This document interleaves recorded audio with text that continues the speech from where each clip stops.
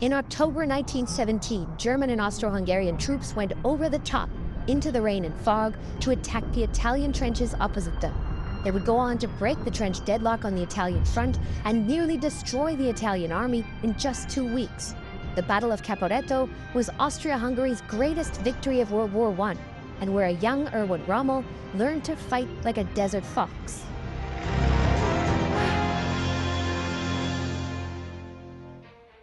In fall 1917, the Central Powers knew that time was running out for their chance at victory in the First World War. The United States had joined the Allies, and soon there would be no chance of success on the Western Front. The German and Austro-Hungarian populations were hungry and exhausted, and the alliance between Berlin and Vienna was tense, since Habsburg Emperor Karl flirted with a separate peace. But there was hope. Russia was seized by revolution, and the new Bolshevik powers wanted to end the war in the East. The only external threat to Austria-Hungary was now Italy, whose army had been weakened by 11 mostly fruitless attacks along the Isonzo River since 1915. If the Central Powers could relieve the pressure on the Italian front, Austria-Hungary could fight on and help Germany's planned last-ditch offensive in spring 1918. The Austro-Hungarians were planning an offensive against Italy, and they wanted to do it on their own, mostly.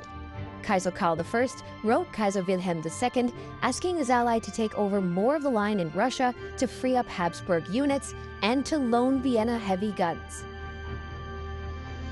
You will certainly understand that I particularly wish to conduct the offensive against Italy with only my own troops. My entire army considers the war against Italy our war. Since childhood, every officer has inherited from his forefathers the desire to fight against the hereditary enemy. But Berlin had other ideas.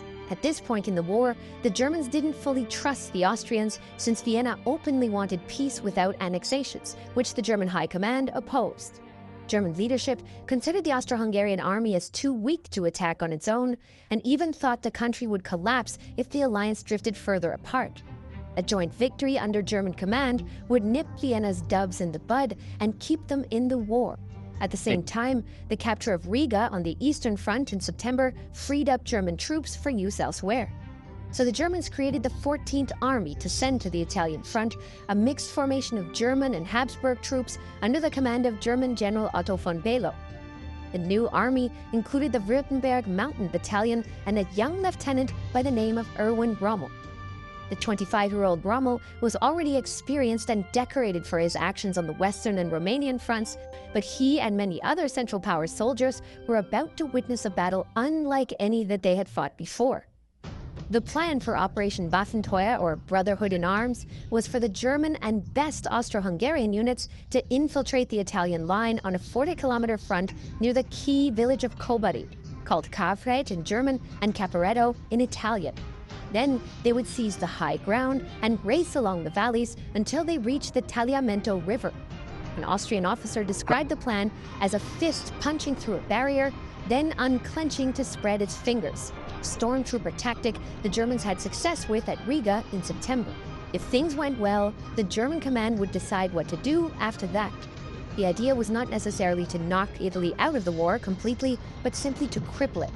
The Central Powers had about 350,000 men and 2,500 guns ready for the attack, facing about 250,000 Italians and their 1,300 guns.